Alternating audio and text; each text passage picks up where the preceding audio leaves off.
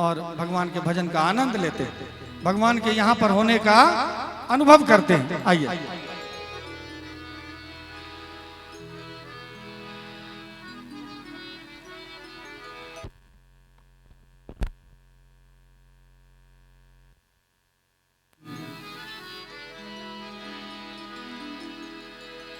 हम सांस ले रखे गए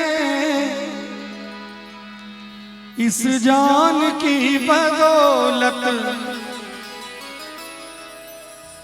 हम जो सांस ले रहे हैं, शरीर में जब तक जान है तभी तो सांस ले रहे हैं। कुछ गलत तो नहीं कह रहा हूं। शरीर में जब तक जान है तभी तक सांस ले सकते हैं, और सांस तभी तक ले सकते हैं जब तक हमारे राम जी की कृपा हमारे ऊपर है। गोस्वामी तुलसीदास जी महाराज ने कहा कि एक नचावत राम गोसाई नाचई नर मरकट की नाई। राम जी की कृपा से हम लोगों जी रहे हैं, सांस ले रहे हैं। आइए उसी राम को भजते हैं सुंदर भजन के साथ। हम सांस ले रखे गए इस जान की बदौलत, और जान जिस्म में गए, और जान जिस्म में गए श्री राम की बदौलत, और जान जिस्म में गए श्री राम की बदौलत। हम सांस ले रहे गए इस जान की बदौलत, हम सांस ले रहे गए इस जान की बदौलत, और जान जिस्म में गए, और जान जिस्म में गए श्री राम की बदौलत, और जान जिस्म में गए श्री राम की बदौलत।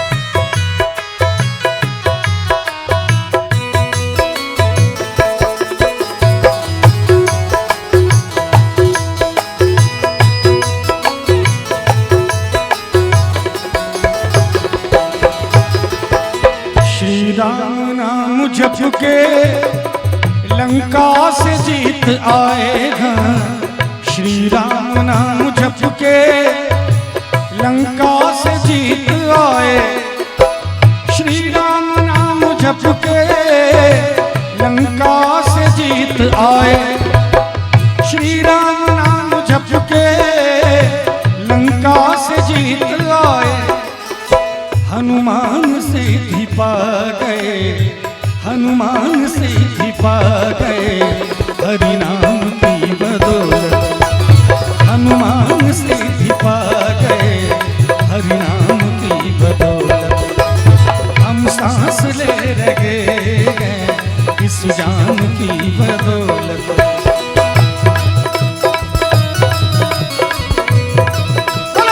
रामचंद्र भगवान की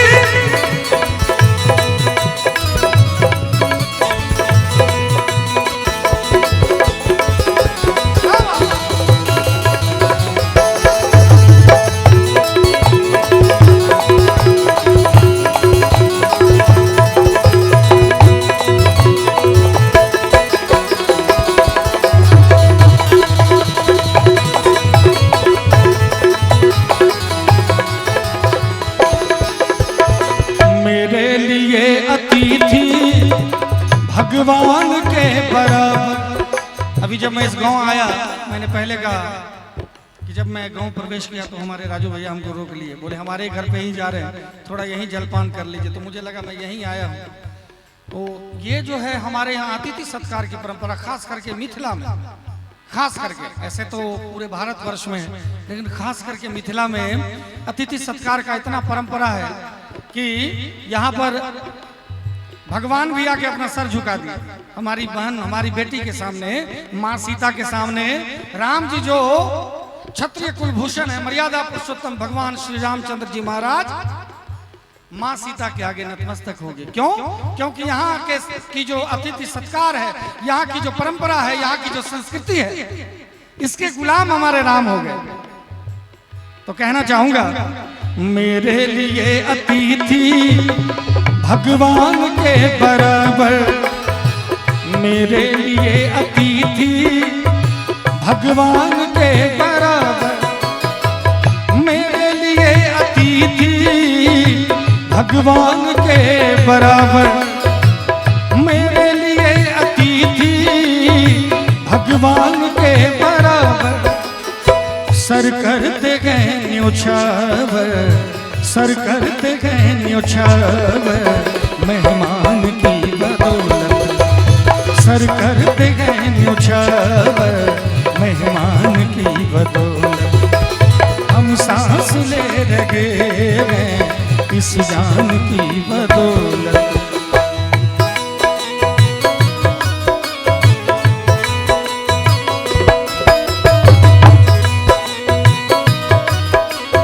और हमारे राजू भैया के यहाँ इस सावन के अंतिम समय में भी आम को देख के एक गीत याद आ गया। तो मनोहर भैया ने याद दिला दिया, क्योंकि बड़े सुंदर आप दोनों मित्र हैं, तो इन्होंने याद दिला दिया आपके आम को देख के और खा के। बागों में फिर झूले पड़ गए, पक गए मिठिया अंबिया, बागों में फिर झूले पड़ गए, पक गए मिठिया अंबिया। ये छोटी सी जिंदगी पे, ये छोटी सी जिंदगी पे रात है लंबिया लंबिया की घर आजा परदेसी, ओ तेरी मेरी की जिंदगी, ओ घर आजा परदेसी, ये तेरी मेरी की जिंदगी। उड़ जा काले कावा तेरे मुंह बिच खंड पावा, ले जा तू संदेशा मेरा मैं सदके जा। बागों में फिर झूले पड़ गए, पक गए मिठिया अंबिया, बागों में फिर झूले पड़ गए, पक गए मिठिया अंबिया।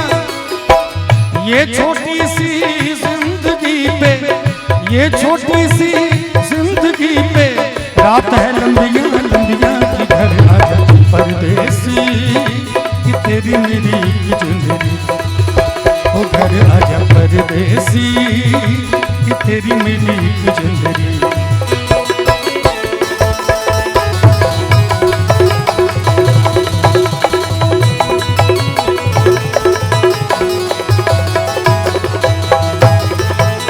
कुछ पुण्य हो रहा है जो सूरज निकल रहा है।